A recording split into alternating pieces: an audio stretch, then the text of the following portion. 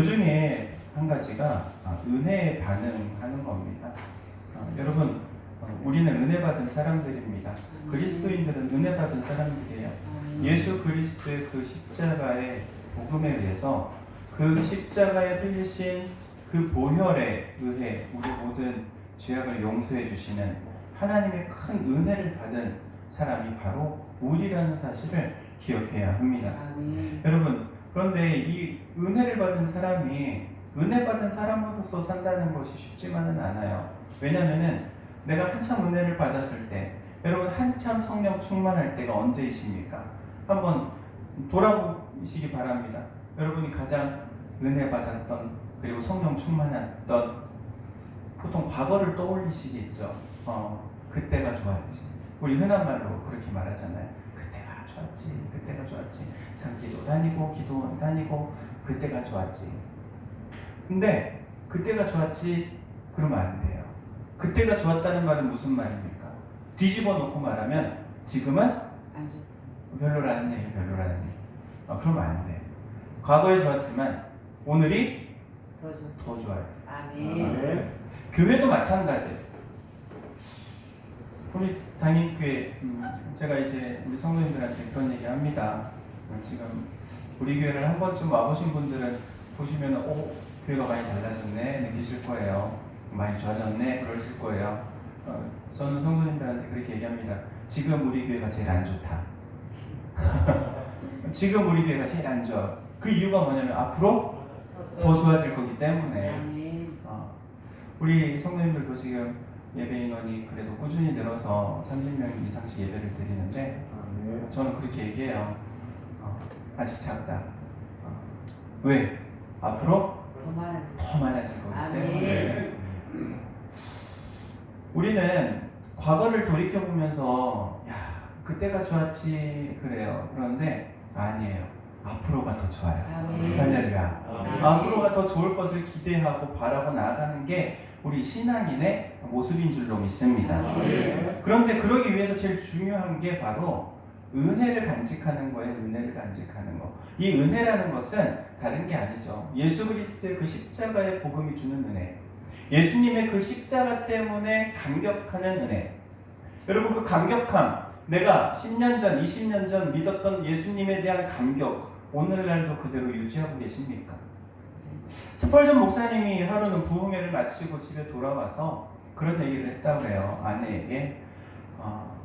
내가 남에게는 예수님을 전하고 복음을 전하고 많은 사람들을 회심시키고 변화시키는데 내가 오늘 십자가를 보니 아무런 마음에 감동이 없더라. 십자가를 보는데 마음에 감동이 없더라. 이렇게 이야기하며 한탄했다고 합니다. 여러분은 십자가를 볼 때 어떤 생각이 드십니까? 예수님의 십자가를 떠올리면 그 예수님을 처음 믿었던 그때의 그 감격, 그 은혜가 지금도 있습니까? 있기를 주의 이름으로 축원드립니다. 그러기 위해서 우리는 날마다 십자가를 묵상해야 합니다. 죄인인 우리를 위해서 피 흘리신 그 주님의 십자가, 용서의 십자가, 사랑의 십자가를 항상 묵상해야 합니다. 그리고 그 십자가의 복음이 우리의 삶의 원동력이 되어야 합니다. 요즘은 가솔린 차량하고 이 디젤 차량하고 차종 이렇게 겉으로 봐서는 잘 모르죠. 그래서 주유소에서 차 넣을 때 꼭 얘기를 해줘야 되는 차종들이 있어요. 이거는 휘발유 넣어주세요. 겉모습만 봐서는 이게 디젤 차량, 옛날식으로는 디젤 차량인데 이 휘발유 차량들이 있어요. 휘발유 차에다가 이 디젤 경유 집어넣으면 어떻게 되죠? 차 망가집니다. 휘발유가 들어가야 되는 차는 휘발유를 넣어야 되는 거예요. 그리스도인으로서 살아가기 위해서는요, 그리스도인에게 필요한 은혜가 원동력이 되어야 돼요. 휘발유가 들어가야 되는데 경유가 들어오면 차는 멈춥니다. 경유가 들어가야 되는데 휘발유가 들어와도 차는 멈추게 돼 있잖아요. 우리의 인생을 살아가는 원동력이 은혜가 되어야 하는 이유는 은혜가 원동력이 되지 않으면 그 자리를 다른 요망한 것이 와서 차지합니다. 어떤 요망한 것이 차지하냐면 육신의 정욕, 안목의 정욕, 이생의 자랑이라는 이 요망한 것들이 그 자리를 차지하고 그것이 원동력이 되려고 해요. 여러분, 육신의 정욕과 안목의 정욕과 이생의 자랑이 원동력이 되는 순간 우리가 하는 모든 일의 결과는 죄악의 열매가 될 수밖에 없다는 사실을 기억하시기 바랍니다. 그런데 하나님의 은혜가 원동력이 되면 선한 열매를 맺게 됩니다. 은혜의 열매를 맺게 됩니다. 의의 열매를 맺게 됩니다. 그리고 그것이 우리 가운데 회복의 역사를 일으키고 부흥의 역사를 일으키고 거룩함의 성화의 역사를 일으킵니다. 그렇기 때문에 우리 안에 은혜가 원동력이 되게 해야 할 줄로 믿습니다. 사랑하는 우리 형제자매 여러분, 하나님의 은혜가 원동력이 되게 하십시오. 그리고 은혜가 주장하는 삶을 사시기 바랍니다. 배부른 사람은요, 그 어떤 맛있는 음식을 갖다 줘도 먹기 싫어요. 배부르니까. 짜장면 곱빼기를 먹고 탕수육을 시켜 먹고 갔는데, 야, 식사 대접한다고 스테이크를 내놔도 스테이크 먹기 싫은 거야. 이미 배가 부르면. 하나님의 은혜로 충만해지면 세상의 것에 눈이 돌아가지 않아요. 근데 하나님의 은혜가 충만하지 못하니까 다른 걸로 채우려고 하는 거예요. 은혜로 채워가시기를 주의 이름으로 권면합니다. 하나님의 은혜에 반응하는 사람이 되시기 바랍니다. 그리고 두 번째로는 하나님의 비전에 반응해야 합니다. 하나님의 관심이 과연 어디에 있느냐라는 고민을 하는 것이 우리 그리스도인의 관심사가 되어야 합니다. 하나님이 어디에 관심이 있을까? 하나님은 한 영혼, 천하보다 귀한 한 영혼의 구원에 관심이 있는 줄로 믿습니다. 구원받은 영혼, 그리고 구원받은 영혼들이 세워지는 것, 그리고 그 구원받은 영혼들의 모임인 교회가 아름다워지는 것, 여기에 우리 하나님의 관심이 있음을 기억하시기 바랍니다.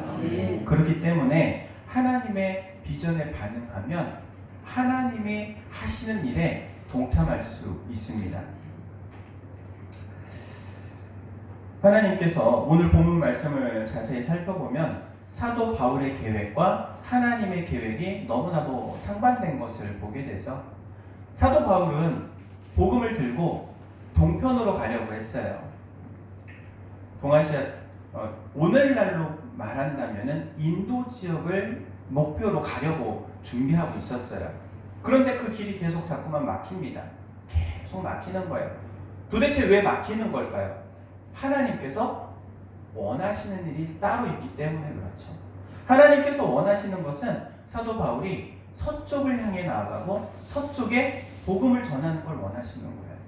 그러니까는 동쪽으로 가려고 했던 사도 바울의 모든 계획들이 다 막히게 되죠.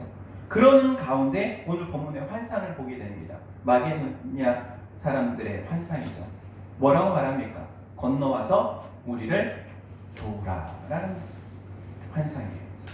그 환상을 보고 이제 사도 바울이 가려고 했던 동편을 이제는 접고, 아, 하나님께서 서쪽으로 가기를 원하시는구나. 서쪽으로 방향을 틉니다.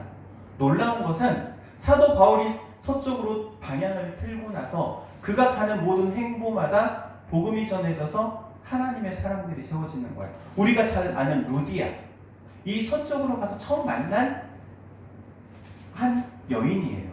복음을 받아들인 여인. 그리고 그 여인을 통해서 교회가 세워지죠. 빌립보 교회. 뿐만 아니라 데살로니가, 베레아, 아덴, 그리고 에베소 지역을 경유하면서 지나갔던 모든 자리자리마다 교회가 세워지는 거예요. 교회가 세워졌다는 말은 무슨 말입니까? 예수 그리스도의 복음을 받아들이고 거듭난 회심한 사람들이 세워졌다는 거예요. 단순히 한 사람이 구원을 받았다 해서 끝난 게 아니고 그 사람들의 모임인 교회가 세워졌다는 거고, 교회가 더욱더 든든하고 건강하고 강력하게 세워졌다는 거예요. 하나님의 계획과 하나님의 뜻이 바로 거기에 있었던 것이죠. 사랑하는 형제자매 여러분, 우리가 하나님의 비전에 반응해야 될 줄로 믿습니다. 그리고 그 가운데 일하시는 하나님과 동역하시기 바랍니다. 하나님과 함께 일하면요, 참 복된 거예요. 어렸을 때 그런 일들을 경험하셨을지 모르겠습니다. 아버지가 일을 하고 있어요. 집에서 무슨 툭탁툭탁툭탁툭탁 엄마를 위해서 작업을 하고 있어요. 그러면은 아들이 그걸 지켜보다가 갈등을 하죠. 내가 이걸 계속 여기서 보고 있어야 될까? 아니면 친구를 만나서 놀러 나가야 될까? 친구를 만나서 놀러 갈 수도 있어요. 그런데 그래도 아버지가 하는 일을 옆에서 지켜봐요. 놀라운 건 지켜보고 있는 그 아들에게 꿀이 떨어지기 시작하죠. 엄마가 새참 시간이라고 맛있는 음식도 꺼내오고 지나가는 식구들마다 야 그래도 아빠 도와주나 보네, 용하네, 칭찬도 듣고 뭐 하는 거 없는데 아빠 옆에 있다는 것만으로. 하나님의 일이 그렇습니다. 하나님의 일하시는 현장에 옆에 있는 것만으로도 칭찬을 받아요. 콩고물이 떨어져요. 꿀이 떨어져요. 할렐루야. 그래서 하나님과 함께 일할 수 있는 그것이 가장 큰 복인 줄로 믿습니다. 오늘 본문에 등장하는 사도 바울이라는 이 한 사람, 어떻게 보면 연약한 사람이죠. 그런데 신앙인으로서 위대한 일들을 이루어 갑니다. 그 위대한 일들을 이루어감에 있어서 첫 번째 발걸음이 바로 하나님의 일하시는 현장에 함께 했다는 거예요. 여러분도 하나님이 일하시는 현장에 함께 하기를 주의 이름으로 축원드립니다. 기도하도록 하겠습니다.